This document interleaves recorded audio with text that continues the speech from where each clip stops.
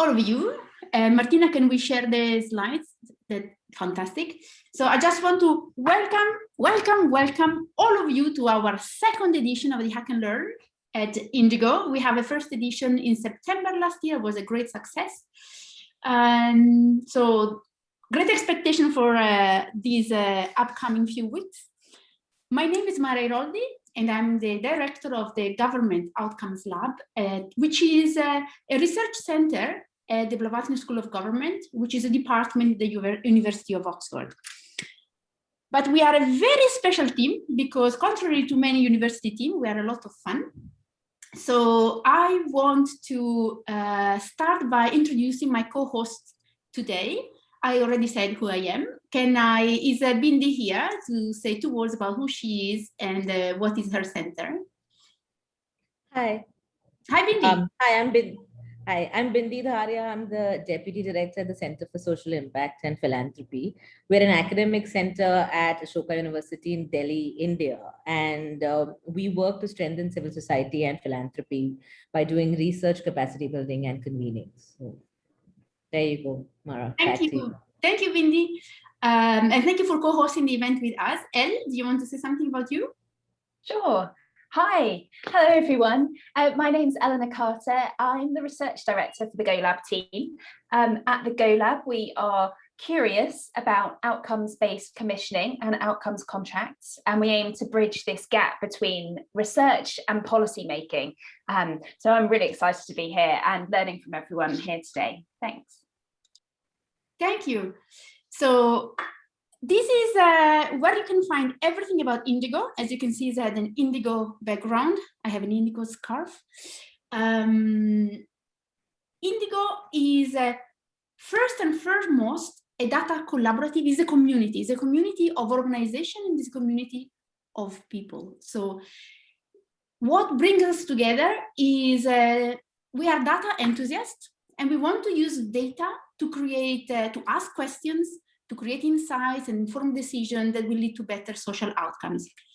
We don't have all the answers, but we have many of the questions.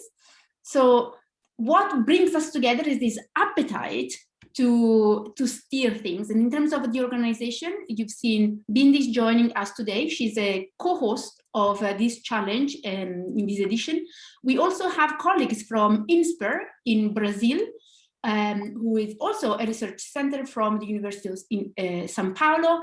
We have colleagues from the big Center of Social Impact and Innovation from Georgetown University, who will join the afternoon session, but we will hear about some of the challenges they have today, the country you're from, and maybe telling me what time it is in your area. For instance, at the moment I'm sitting in Switzerland, and I will write good morning from Switzerland because it's 10 o'clock in the morning here.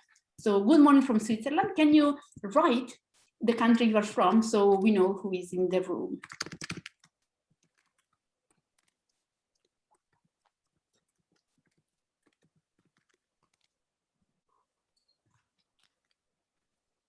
So Portugal, oh gosh, this is going so fast.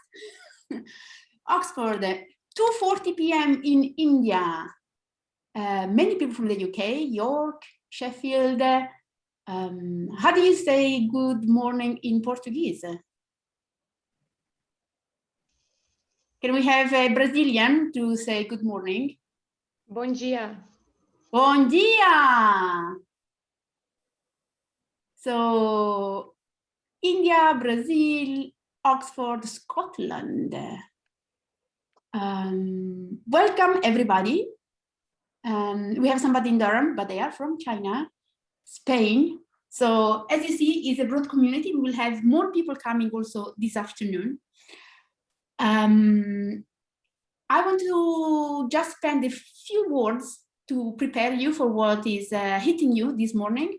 The plan for today is that we'll tell you something about what is INDIGO, and I will ask my colleagues, Elle and Rory, to tell you something about it. And then we will move into our challenge pitches. We have 9 challenges this year. So things that we want to explore. How do we want to explore data to create better social outcomes? And you can pick one of these challenges or more than one if you have an appetite. And then we will describe how you can sign up to these challenges, and there will be question time at the end and before we close by 10:30 GMT. Next slide, please. Today is the kickoff of this event. The Hack and Learn is a really mostly a learning opportunity. We are kicking it off today, and then we will have a couple of weeks where we will really try to interrogate the data and learn from the data and challenge what we can do with it. And we will report back on the 25th of March. Each challenge team will report back what they found out, what are their results and some learnings. And we will write everything in a learning report that we'll present in April to the INDIGO peer learning session. I would like to say that the key of this Hack and Learn is to learn. In fact, we didn't call it a hackathon. We don't think we will find all the answer, but we think there will be a lot of learning taking place. Last year, I was a bit too busy at the beginning, and then I started joining the Slack channel just out of curiosity, I have to say, and see what conversation was taking place on Slack.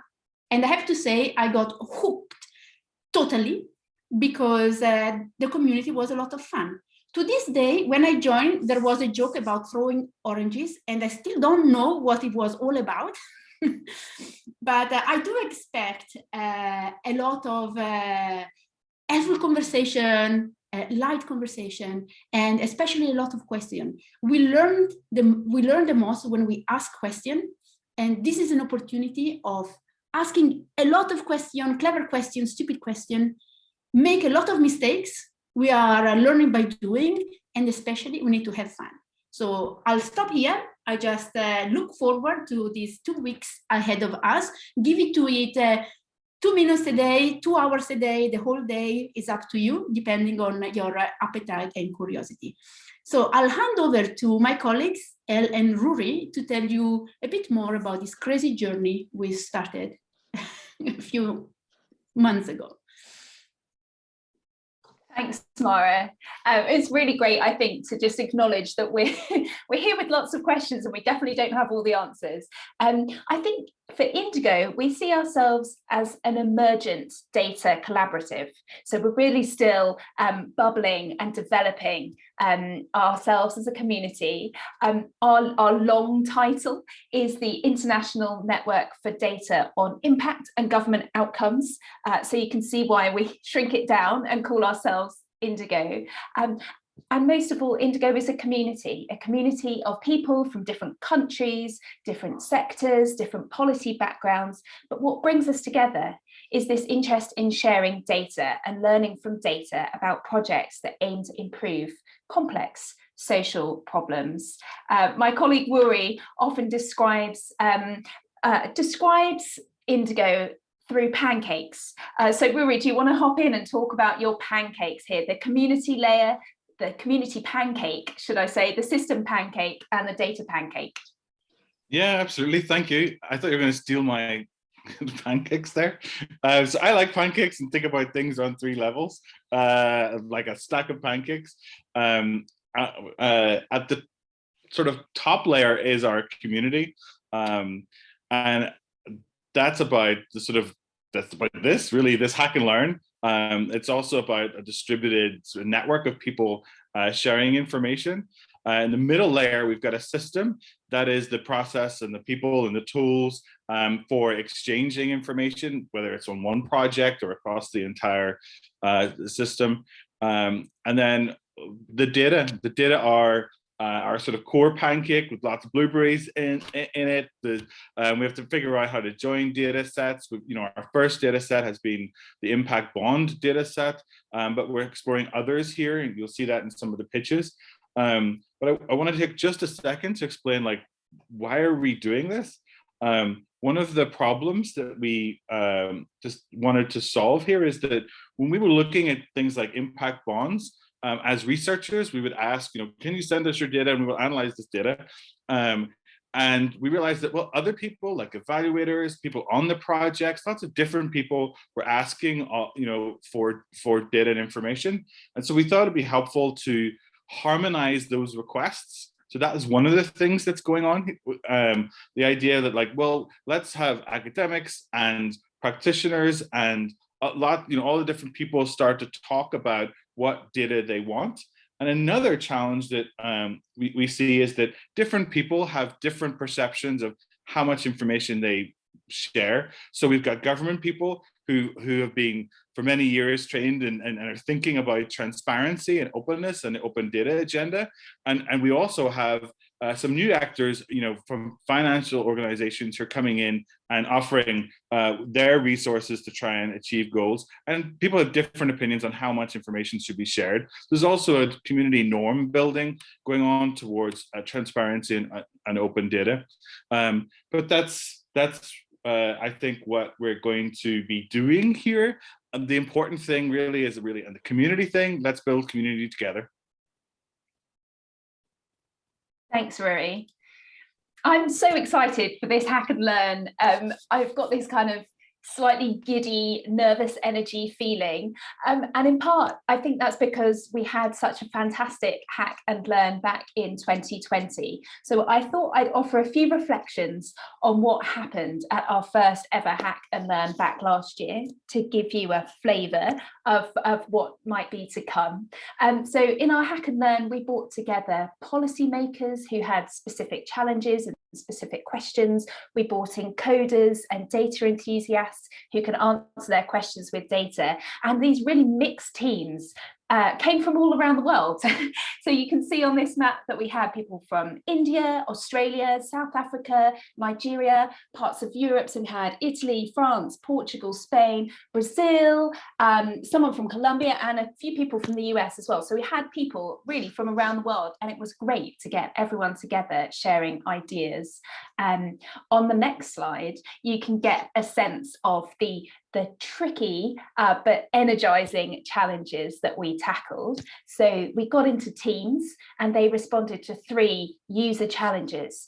The first challenge was how to describe and visualize the market for impact bonds. So we wanted to describe the network of organizations involved. The second challenge was about the social development goals. Do the outcome measures used in these social projects actually map and pursue the sustainable development goals? So we looked at the SDGs and tried to look at the relationship between these outcomes and the SDG targets. And the third challenge was really around social investment. So we were looking to try and develop and test a social investor fund manager data prototype to bring more data into the INDIGO system. So that's what we did on the challenge side last time. Everyone communicated over Slack. So we had these very dynamic conversations going on Slack channels. Every team, every challenge team had their own channel. We were sharing ideas, borrowing visuals and graphics from other places, asking questions, and all of that was over the Slack channels. And then we had some amazing prototypes, some fantastic illustrations of how to respond to these challenges. So you can see on the left here that Team 1 developed these really beautiful network diagrams to show the connections across homelessness projects in the US and the relationships between different actors there. Team 2 worked to build out this lovely flowing Sankey diagram explaining the connections between different SDGs and different outcomes that were being used in projects. And then Team 3 really worked hard to build out and redesign a spreadsheet for contributing social investment data and really testing variables, the structure of data, and how best to contribute different social investment data to share with the community. And we did that all in a week. It was wild.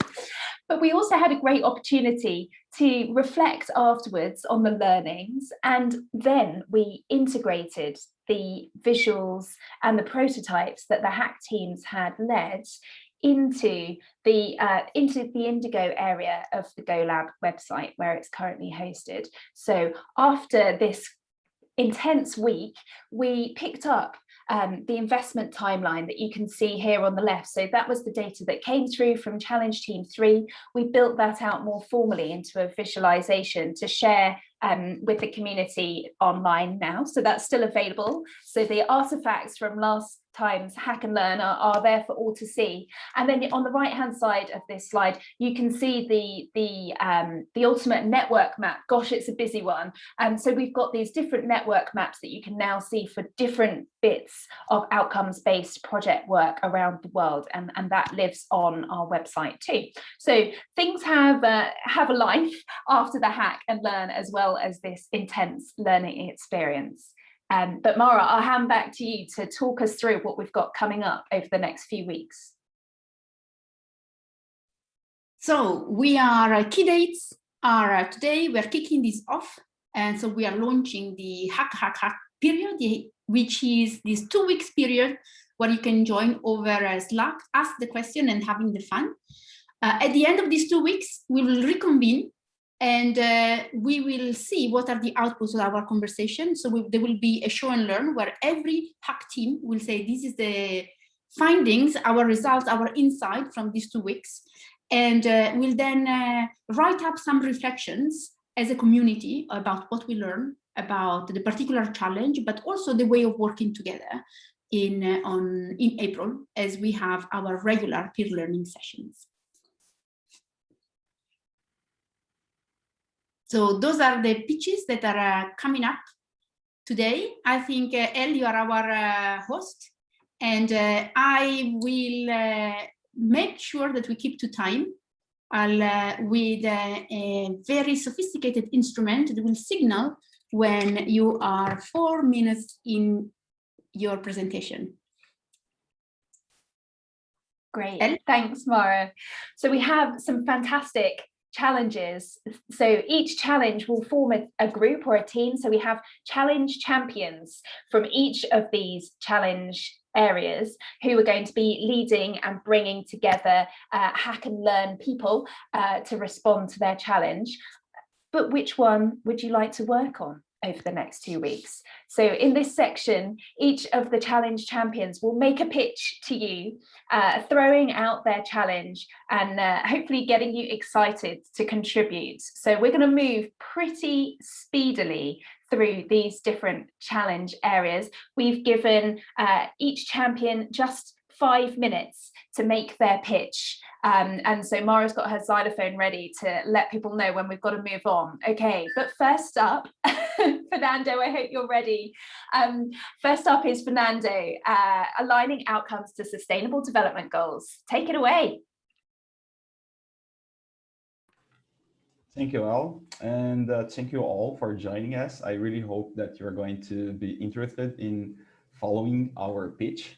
So this was organized together with Clara, Ícaro, and Juliana. The challenge is basically to focus to address the outcomes-based contracts, OBCs, and the United Nations Sustainable Development Goals, the SDGs, and further investigate their interplay with stakeholders' motivations. But this is too complex, right? So which are indeed the problems and challenges? First, are OBCs really connecting stakeholders towards the long-term orientation of SDGs? Second, we argue that the identification of replicable and scalable practices that are easily immutable might foster the alignment between OBCs and SDGs, and that this is still a pending problem. There is a lot to do here. And who would face such challenges? Basically, everyone involved, every stakeholder involved with OBCs that address SDGs at the moment or that are willing to do so in the near future.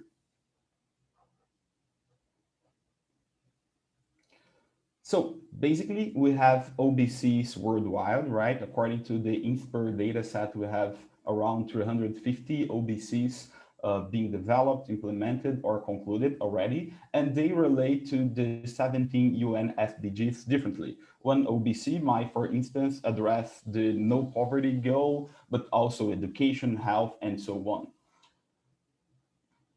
Next, please. But the way that these contracts relate to OBCs depend on how they are organized.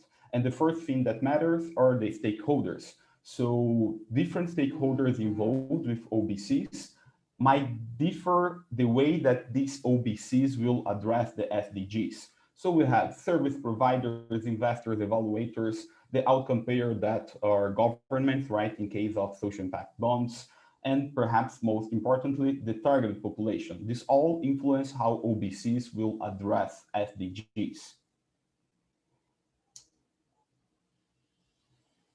But there are not only stakeholders in place. Contracts might also differ according to their design.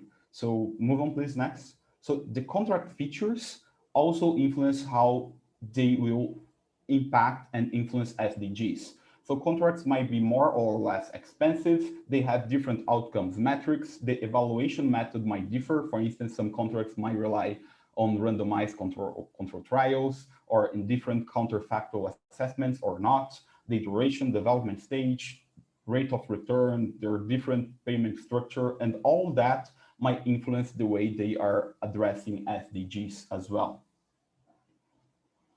As I just said, there are different dimensions, right, for explaining how these contracts are not easily comparable. So basically, what we expect from you in this challenge is to better recognize these linkages that I've just mentioned by investigating what is behind a contract, their stakeholders and their distinct design features. So here we provide some suggestions that you could follow, but of course the questions are really, there's a lot of questions. Please don't hold only into these 4 here. So first, what OBCs have already done in the past in terms of SDGs? What are stakeholders' main motivations? So investors, governments, and the other involved in contract design and implementation. Third, why, if there are any, SDGs that are left aside. And fourth, this one is more to engage you in innovative ideas. What are the potential unforeseen synergies between SDGs and OBCs alignment that might be useful for engaging other stakeholders? So, summing up, our main goal here is to understand how to successfully engage stakeholders so we can provide guidance on replicable and scalable practice for aligning OBCs and SDGs. And how? How are you going to do that? Basically, as my colleagues just mentioned, we have INDIGO impact bond dataset. And at the right here, we have a prototype from last year's Hack and Learn. So people were connecting the different contracts with the SDGs. And it's quite interesting because you can see that one contract might address several different SDGs, and it would be really interesting to investigate how they do that and in what extent. And we also have Inspire matrices working data set.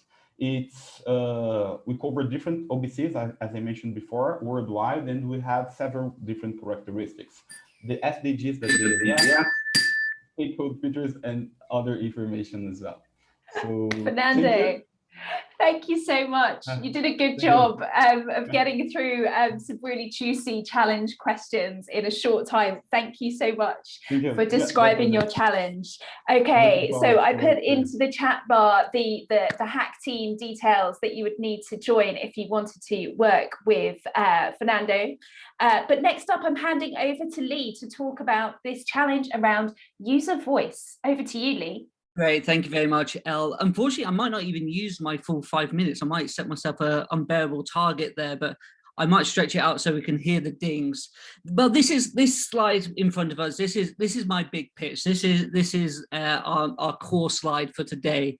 We need you. This is going to be an emergent field of potential investigation for us. We've heard over the last few weeks from Rory, Juliana, and Martina that a conversation has been started being had around what kind of information is out there around users, beneficiaries, and how can we tap into this? Because essentially, user voices or the actual experiences of the users themselves is has a wealth of knowledge to generate evidence and inform policy-making decisions.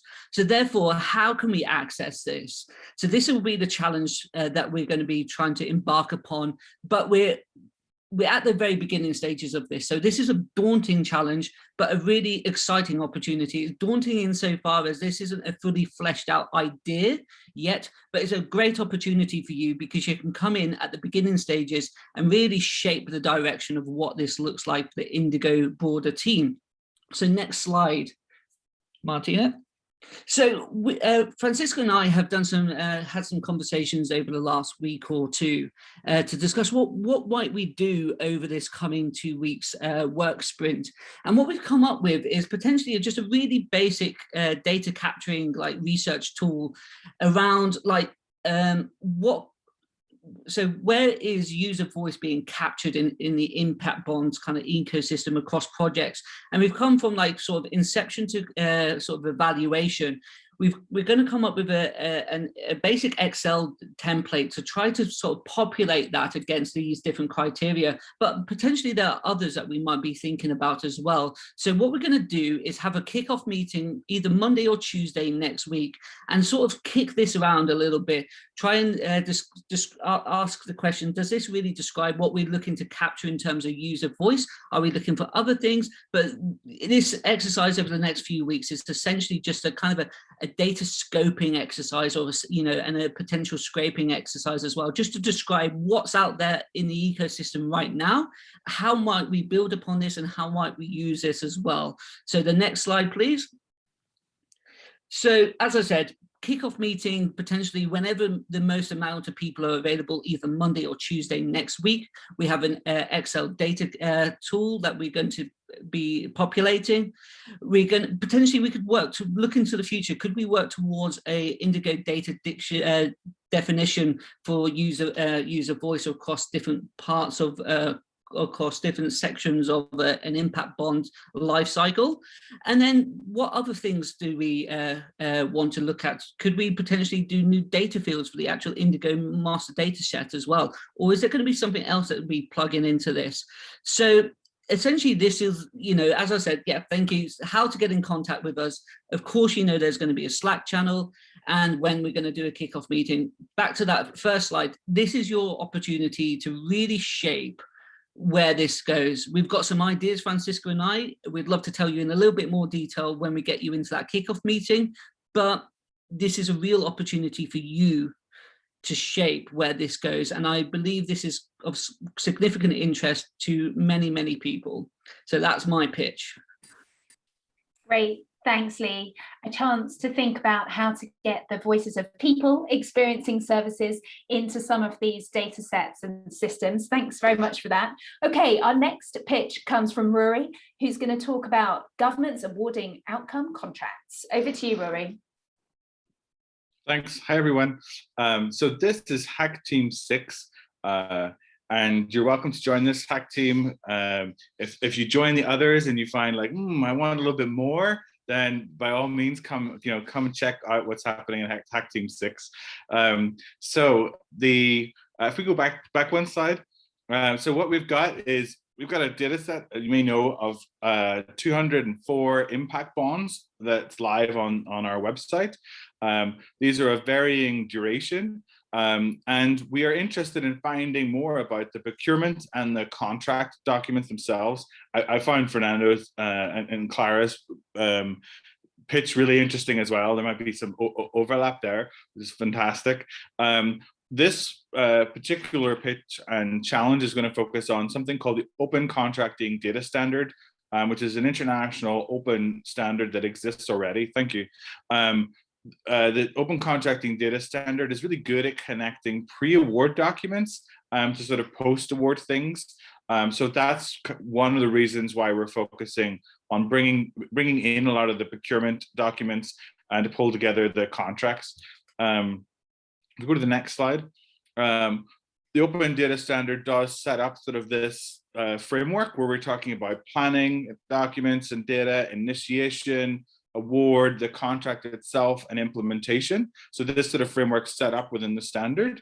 We have built the INDIGO data model to be able to work with this. So we'll be pulling together data and documents, placing them in these sort of buckets. I did for all 204 things is the goal. And if we find that we only have procurement information for some of them, and we have maybe contracts for others, that's interesting in itself, and sort of looking at what's available. If we go to the next slide. There are lots of different procurement systems and contract systems around the world, including TED in Europe.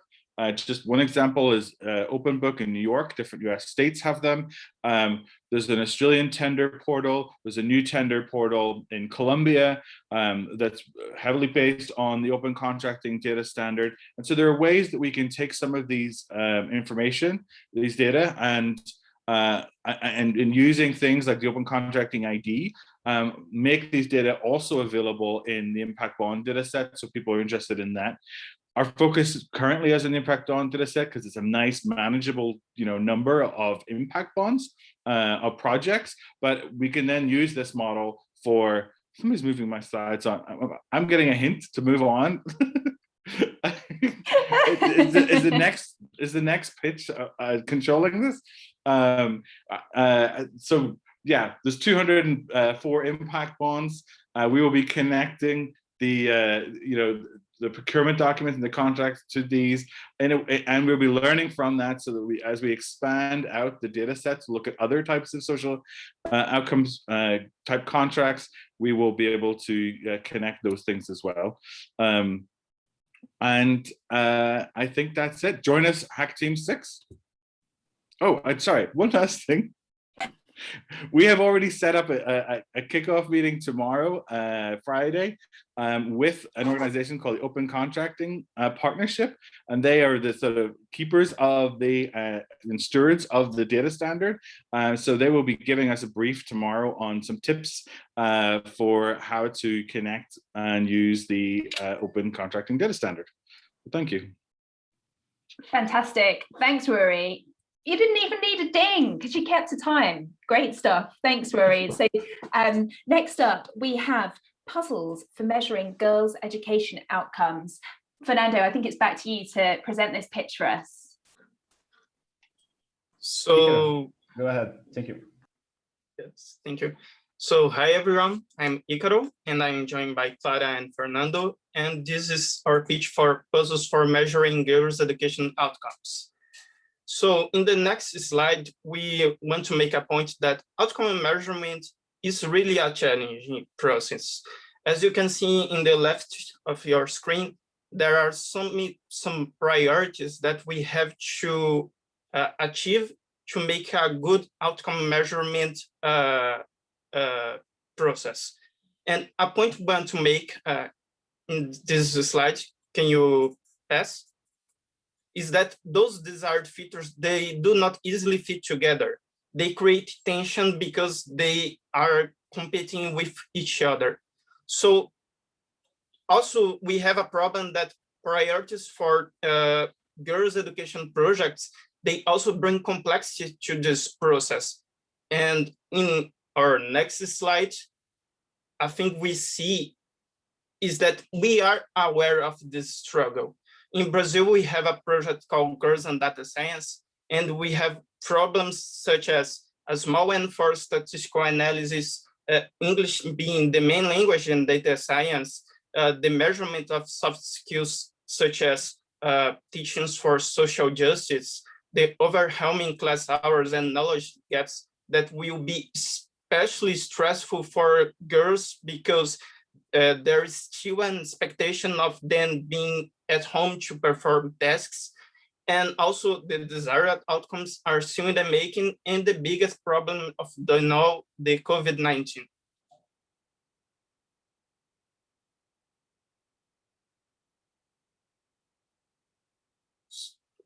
So a point we want to, Clara, are you here with us? Oh, sorry, I was on mute. Okay. I'm Clara, and I'm taking the presentation from here. So what do we need? We have 4 main questions to guide us. what and how to measure, what has already been done in this field, and which innovative ideas we can add. But this is not specific enough, so we have some more. Which are socially and financially effective ways of measuring outcomes in girls' education? Would gender separation in classes, as already happens in some private schools in Mexico and the US, be great? What are the long-term implications of girls' educations? Maybe better salaries, less inequalities? Is there proof about it or just discussions? And how can important topics that are also taboos be taught and discussed in classes? What are measurable outcomes in this sense? For example, sexual education, domestic violence. And here we go to the focus of our project. That's how the OBCs can be helpful in solving or at least mitigating these problems, these gaps. In the next slide, we can see how can we address such challenges. As was already said, we have the INDIGO Impact Bonds datasets and the INSPIRE OBCs datasets, where you can search for OBCs with target areas, in this case, related with education, women, and social care. And we also have the annual report from 2019 of Girls on Data Science. We also have here some suggestions for you to reflect about the topics. What works in girls' education? I Am Malala, Women, Culture and Politics, and also History of Gender Relations. Of course, there's a lot to learn and you are free to find the best sources for you. And we expect that the group presents a spreadsheet or PowerPoints or text documents. What do you prefer? With all conclusions, and if possible, that you bring an infographic summarizing all the insights. But also, it's all suggestions. You can do what's more comfortable for you and be creative. We thank you so much for your time and attention, and we expect to work with you guys. Fantastic. Thank you much. Thank you so much for spelling that out for us and getting our juices going with some creative thinking on measuring girls' education outcomes. So that's ackteam 7 if you want to sign up to work with Clara. And our next pitch is from the Beck Center, who propose a challenge to explore vaccination data in the US. It's a crazy time in the night over at the Beck Center right now. So we have a pitch that's been pre-recorded. This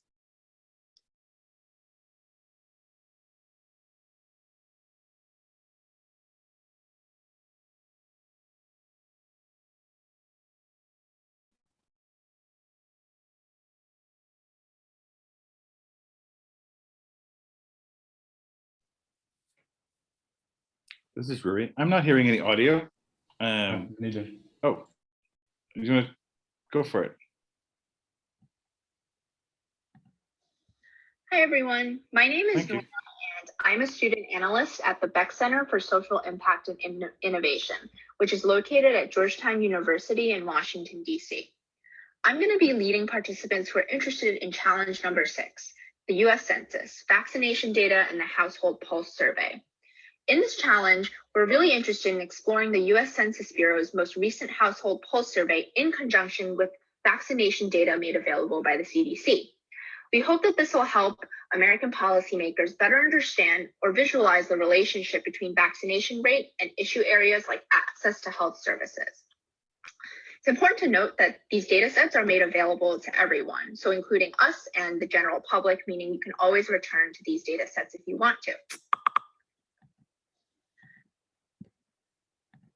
So for a little bit about the Beck Center, we are a social impact and innovation organization that focuses on bringing together solutions for policymakers, both in the United States and outside of it. We work closely with our fellows who work in various different policy spaces. Some of our fellows work specifically on census issues, whereas other fellows work on city planning and connecting state governments to each other. Others work mainly in the private sector and with nonprofits, so we're really a diverse group of people. Our goals are mainly to drive social impact, and we are always open to having people stay connected with us. So please do check out our website, our LinkedIn, and our various social media accounts. So in terms of the actual data sets made available, the first one is the vaccination rates data set that is made available by the CDC and is updated regularly. And the other indicators that we are using come from the Household Pulse Survey. That's conducted by the US Census Bureau. I believe when people think about the census, what they're thinking about is the decennial census, which happens every 10 years and is enshrined in the US Constitution. But actually the Census Bureau does a lot of other work as well. So during coronavirus, they've begun doing the Household Pulse Survey. So with multiple other federal agencies, the Household Pulse Survey produces data on the social and economic effects of coronavirus, specifically on American households. It's meant to be deployed quickly and efficiently, and they collect data to measure household experiences during the coronavirus pandemic. You can check this out on the census website, where they enumerate kind of the more detailed parts of what the Household Pulse Survey does. So our goals for this project is to create a map that actually overlays the different data sets with vaccination data. Something that we found interesting in our other work with our fellows is that different parts or regions of the United States have been differentially impacted by coronavirus. So we were wondering whether we could merge these two data sets together, whether you're interested in food insufficiency, employment, or the ability to make rent. We're kind of interested in combining those two data sets together and being able to overlay them on top of each other to see whether we could establish some type of geographical consistency or make some type of connection between the various data sets. So first, we would really think that it's great if people could learn more about data sets made available from the US Census. They have a trove of data available that's always available for use by anyone because it is public data. The second goal is being able to work with other policymakers and data lovers to better understand vaccination impact, as well as vaccination impact in conjunction with other socioeconomic questions. What would be interesting is whether you could find and understand disparities in vaccination distribution in relation to those other data sets. That's not a necessary requirement, but that would be really interesting. And the last part is having fun and being able to learn while also making new connections.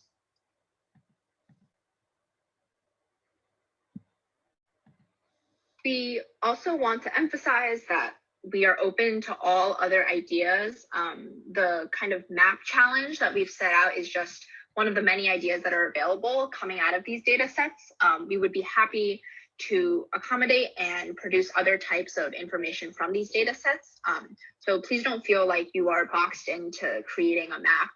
We are happy to, explore other options. And most importantly, we want you to have fun. So please do contribute and kind of let us know if you have other ideas. And I'm really excited to meet everyone over our Slack channel. Great. So if you want to join Nora and the guys from the Beak Center, then it's Ackteam 8 is the place for you.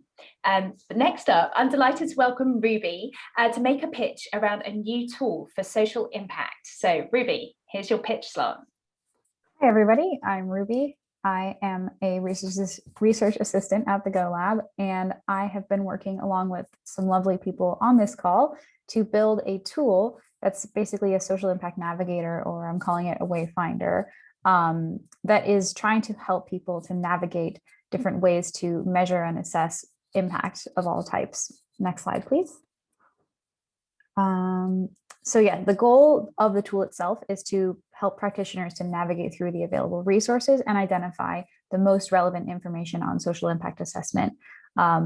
Basically, I started this project because I realized that for actual practitioners, if you're trying to start a new assessment or evaluation, or you're trying to measure your impact, one of the main problems is actually that there are too many resources out there and it's extremely confusing.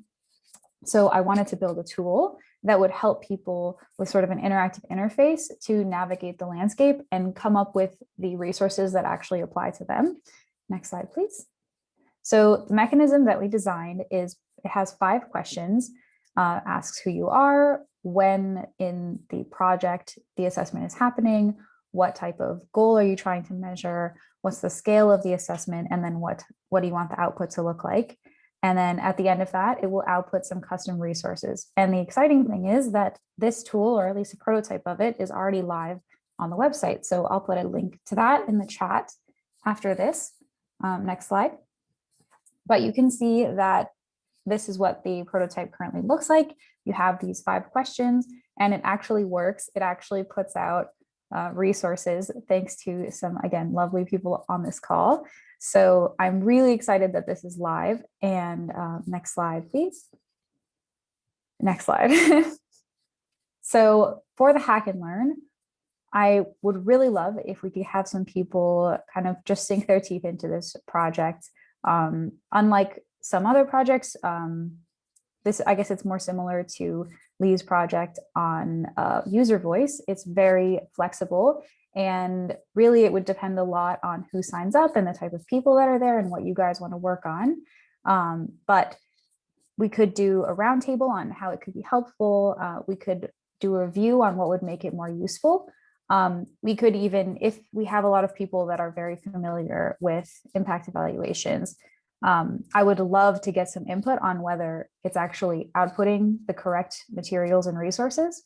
Or if you guys are more interested in the tech side of things, we could do UAT, make sure that it's actually, you know, linking up correctly or that it all makes sense.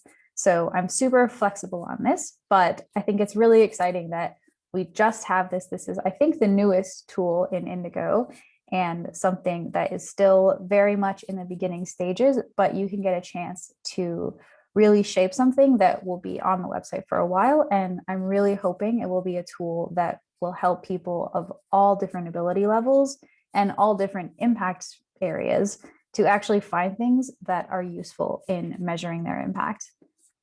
So yeah, please do join me, and I will be in that Slack channel, but I'll also be in the chat. So if anyone needs to reach out, please do. Great. Thanks so much, Ruby. Great to know that you've got lots of flexibility in there. So if you want to join Ruby, then you're in Hack Team 9. I have to admit, I'm worried about the running order here. I think that the next pitch is Hack Team 10 from Gautam. Have we got a slide for that, Gautam? Yeah, I sent it to Martina. Okay, I can share the slides. No worries. Great, thanks so much. Oh, here we go, perfect. So you've got a great challenge around standardizing the Indian NGO ecosystem service provider database. Over to you, Gautam. Hi all, I'm Gautam, the challenge coordinator from the Center for Social Impact and Philanthropy, the same organization Bindi works for. And the challenge, one of the challenges that we have for the really detail-oriented folks out there is this challenge with standardizing the Indian NGO ecosystem service provider database. Next slide. So as Bindi has already covered, we at CSIP are trying to help the Indian nonprofit ecosystem. And we basically work in 3 verticals: research, convening, and capacity building. Next slide, please. So in India, much like the informal sector, the nonprofit sector is sort of heavily unorganized, and if you could say the word. And a lot of nonprofits usually rely on service delivery organizations in order to get their critical work across. However, there is no centralized repository for the same. And we at CSIP went about to sort of collate that central repository of all ecosystem service providers across the 28 states in India. And we basically have done this. However, there are a few challenges that we'd like to enlist the team here who'd like to take this challenge up. Basically, the challenge is to sort of help standardize the entire database, correct at the erroneous entries, if you will, and sort of bring it to a version 1. And of course, basis the proficiency and the expertise of the team, the final goal is to sort of take this on to a portal wherein users would be able to access the data. Next slide. As I said earlier, we have the existing list of ecosystem service providers. What we could do is we invite you to sort of go over the data, sort of discuss optimal ways of standardizing the data set whilst not losing any important crucial detail, and also execute them. The completed data set, as I said, would be a sort of a Craig's list, if you will, of service providers for the Indian NGO ecosystem. Other projects that I've heard so far are about impact measurement, but this is more about impact creation, because this would allow NGOs to have a repository for service providers and not be restricted to their personal networks. And of course, we'd like to sort of keep it open-ended. Should you want to explore other avenues of how you'd like to utilize this data set, you feel free to reach out to me and we could have a discussion. And next slide, please. And I've shared the dataset link there, and some basic instructions as well. That's it. Next slide. Yeah, we've been Hack Team 10, the NGO Ecosystem Challenge, and that's about it from my side. Fantastic. Thanks so much, Gautam. Really exciting to hear about this impact creation potential through this service provider detail. So thank you very much for setting that out for us. And I think you're also making a further pitch, visualizing foreign philanthropy inflows to India. Thank you. Yeah. So the way we sort of approached ideating challenges for this Hack and Learn event was to sort of keep it open-ended for even a person with zero experience to sort of come in and pitch and give in their time and sort of learn aspects of it. So keeping that in mind, our second challenge is for the more visually or the creative oriented ones, people who like sort of visualizations. You can skip this slide. Yeah. So the main problem around this that we're trying to address is credibility. We at CSIP have sort of collated data on all the foreign funding that the Indian philanthropy sector has received. And to any layman who has sort of gone over the data, it is very sort of apparent that the philanthropic funds have done good. But however, this viewpoint is restricted only to the people who have spent the time and gone over the data. For the public at large, this is still sort of a large hocus pocus mumbo jumbo sort of sector that they cannot understand. So at this point of time, we are inviting teams to sort of come in, review the data set that we have, the Foreign Contributions Regulations Act data set that we have, and sort of come up with intuitive, cool visualizations that make it really apparent to the public as to what are the impact that these foreign funds have sort of had on the social sector in India. Next slide, please. As I said, we have sort of collated the publicly available data on philanthropic flows over the years in India, including foreign funding. We invite teams to sort of go over the data, try to visualize either the data set itself or any subset of the data, or use the data set in relation to any other publicly available data set in intuitive ways that could sort of enable a credibility narrative to be established in terms of how foreign funds are actually helping the social sector in India. As I said earlier, feel free to sort of discuss with us should you feel the need to modify the challenge, and I've attached the details. That's about it from my side.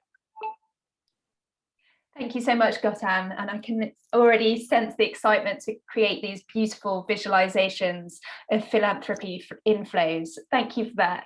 Okay, our final pitch today then comes from Mara and Zach on an impact bond pipeline or nursery.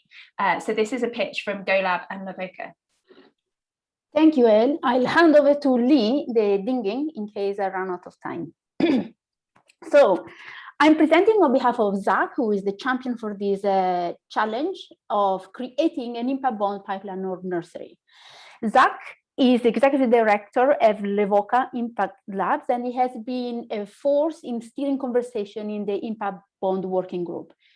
And last year he produced a document, and I have a hard copy here, that is the impact bond pipeline, which is a list of projects that hadn't been launched yet, but they were in production. If we can go to the next slide.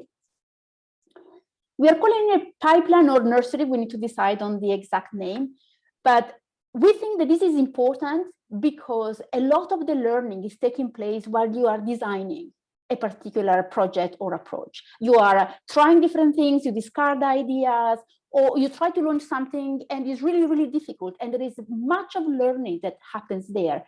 At the GoLab, we have experience of many teams trying to set up a project, be it an impact bond, or they're considering to design something and then become a grant because it makes more sense to achieve those outcomes through a grant. And that learning is not currently captured on our data set because the data set that we have is limited to projects that have been launched. So we think we are missing a lot of the learning opportunities because we don't know systematically who is doing what and at what stage they are in their conversation. They could reach out to others in the community to learn fast. And often I say we don't want to reinvent the flat wheel. So if somebody's trying to design something, it would be very helpful to know what went into experimentation elsewhere and what other people are thinking of. And we can also raise awareness that there is a dynamic ecosystem that is like under the soil. So we see the project once they emerge, but before they emerge, there is a lot that is taking place. And so we want to give visibility to this. Next slide. Some ideas of the question that we might be addressing. My image worked. So first, who is the key audience for an impact bond pipeline or nursery? So what is it for?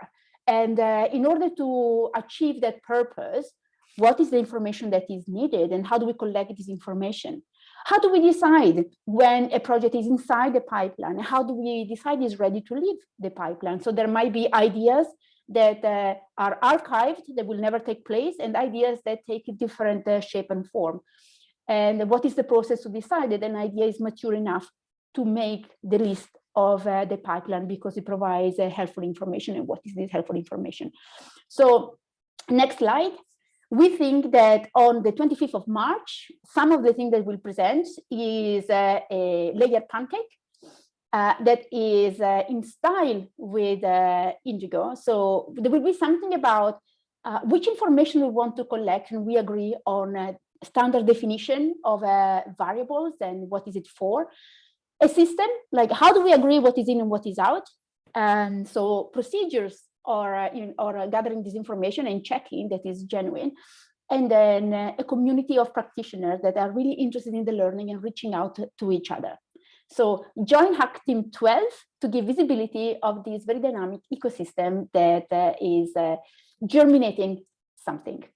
Thank you. Great, thanks very much, Mara. So thank you to all of the challenge champions for presenting their great pitches there. So this slide sets out all of the potential challenges for you to join over the next 2 weeks. So have a think as to which team you would most like to get working with. There's a link there that will take you through to the Slack channels for all of these different teams. And we also have some technical help on the sidelines to support the development of these projects. So Ruri, do you want to say a bit more about what's available on the support front? Sure. Actually, Martina, James, and Martin, I think, are on the line, and we'll be able to say more, but I did want to sneak in and take this opportunity to thank them for all the great work that's been happening. They, are part of a larger team, but James and the team at Open Data Services have been really helpful, particularly with the data model behind INDIGO and impact bonds. And then Martin has been, and his group at Plump have been really helpful with the website. So thank you very much to both of them and the companies. But I'm going to hand over to Martina to tell us a little bit more about the technical support. Hi everyone, I'm Martina Di Folco. I am a data steward here at the Go Lab supporting the INDIGO initiative.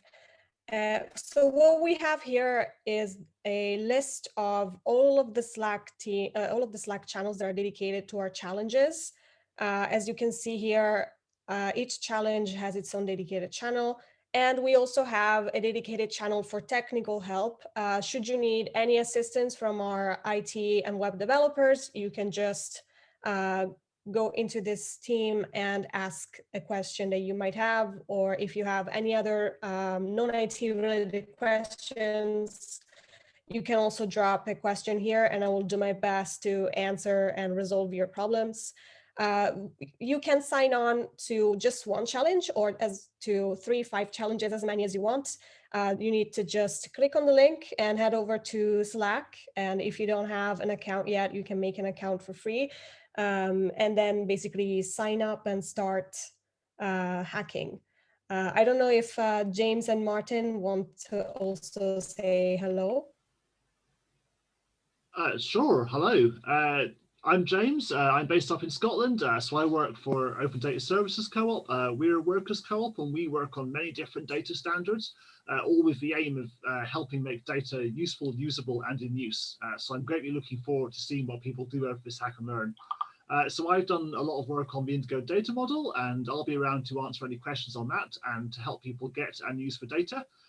You can find me on Slack, especially in the channel that was just mentioned, and have fun, everyone.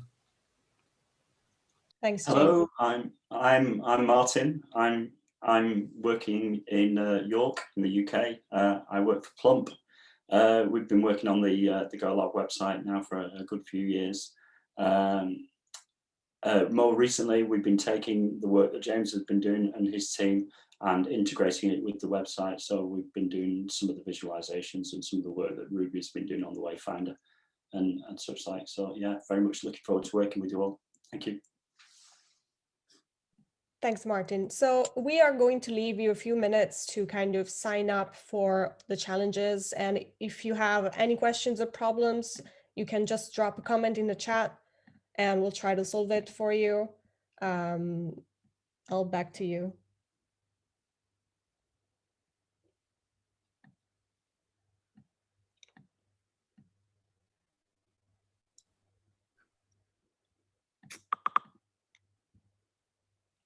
Back to you, Elle.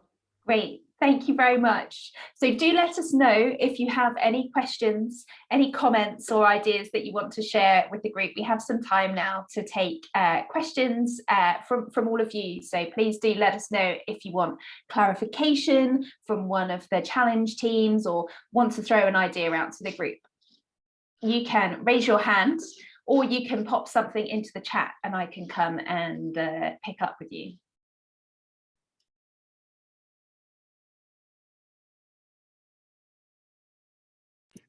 I have a question for Ruby and her challenge, the impact bond Wayfinder. Can you tell us a little bit more about the number of things that are there now? And like, are you trying to get more in there? Or what? How can we be helpful there? Yes. So currently, the tool is based around essentially a spreadsheet with several hundred different resources. And there are a lot of different things out there. So it depends a lot on the type of people that join the team.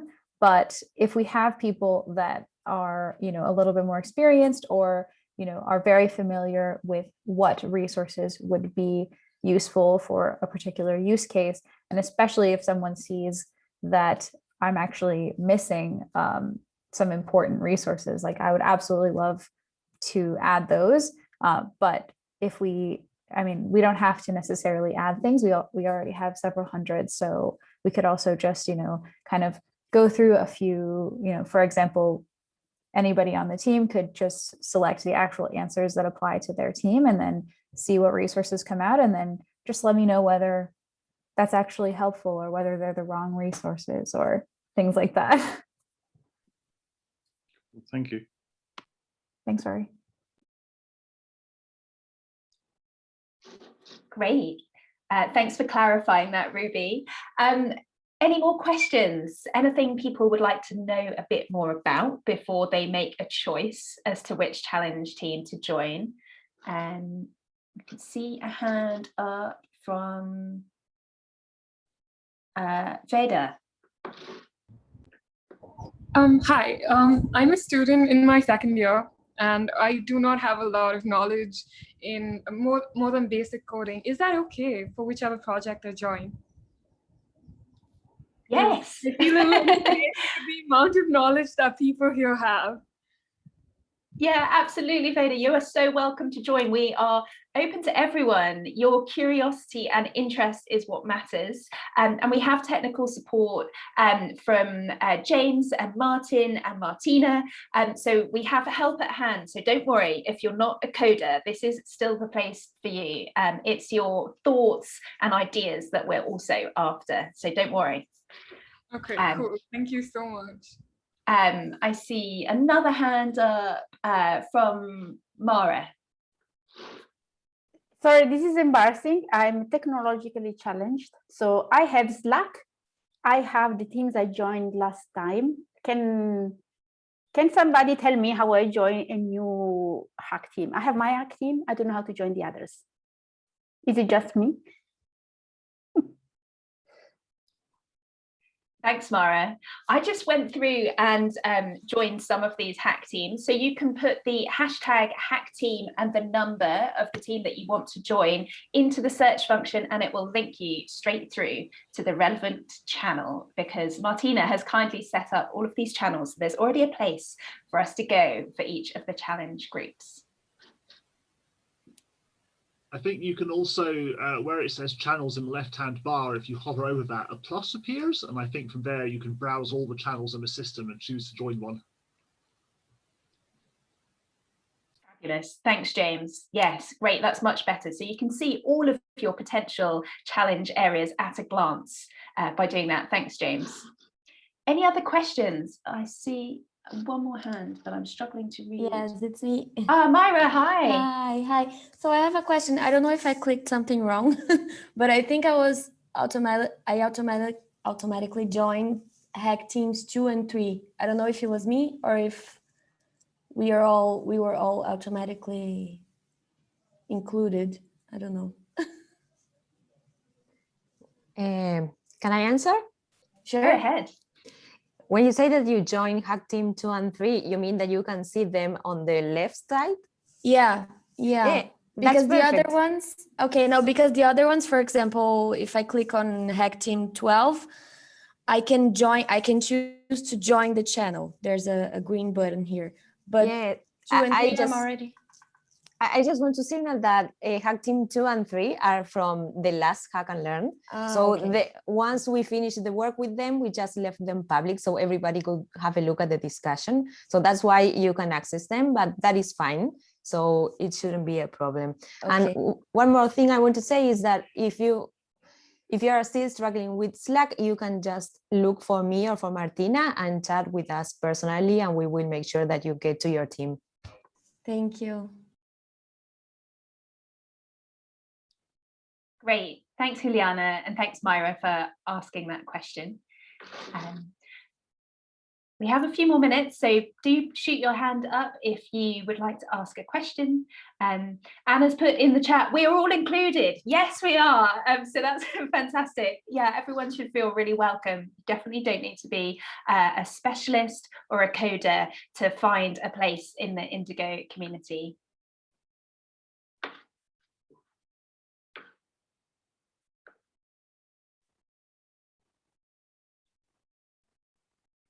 Great. Well, the channel's there for you to raise all of these questions. So this is not your only opportunity to ask questions of the team or the challenge champions.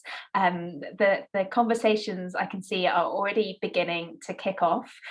So thank you for that. Mara, are you able to speak? Yes. Yes, great. Sorry, they decided to open the road outside my window, so I hope that is not too disruptive. Can I check, do we have this slide posted anywhere in case people want to go back and remind themselves about what the challenge is about in making their choice? I think we can post this. Sorry, Martina, go ahead. Thank you. No, I just wanted to say that I was planning on sending a reminder email to the participants that included the slides and links, and perhaps the recording if it's up, by lunchtime, and also kind of a reminder with the Zoom links for the next session. Fantastic. If that's okay. Awesome. And I think we could probably also put the image on the on the website for this as well. Super. Great. And Gautam has helpfully put a reminder into the chat that we are actually running 2 of these kickoff sessions today. So if you have friends or colleagues or anyone in your network who you think might want to join this hack and learn but missed this slot, it's not too late, because they can join the second session where we'll have another chance to hear from all of the challenge champions. That's at 5 p.m. GMT, 10:30 IST, and other times available around the world. Okay, Mara. Okay, and you might want to join again because you enjoyed this so much. And in terms of the hack team, I just want to say that people can join at any time during the hack team. People who didn't sign up to the kickoff today can still join the hack team. So if during the next 2 weeks you find that one particular challenge might be interesting to people raise awareness to them. They can join halfway through. They will have access to the past conversation so that they can make their own contribution. So it's a very dynamic team. As for me, I will join a number of teams because I'm very snoopy. And so I want to know what they do, and that's allowed too. You can contribute very actively. You can be more of an observer if you are shy, but you will see, you will be hooked in. So I will stop here, and I should announce officially, let the hack begin. Woo! Yay! Thanks, everyone. That deserves a ding, Mara. Yeah, xylophone. I lost my hammer. Well done. Thank you. I think we can stay online for those who might have additional questions, at least the INDIGO team. But we are giving you 12 minutes to start checking your emails and or having a great cup of tea or a little walk outside. Thank you so much for joining us. Thank you to the INDIGO team and to our co-hosting organization who were here today and those who will join us this afternoon. So very exciting 2 weeks ahead of us.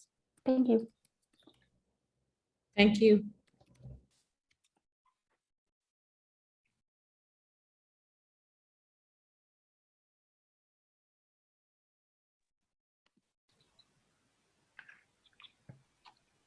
Could you play the actual songs on the xylophone?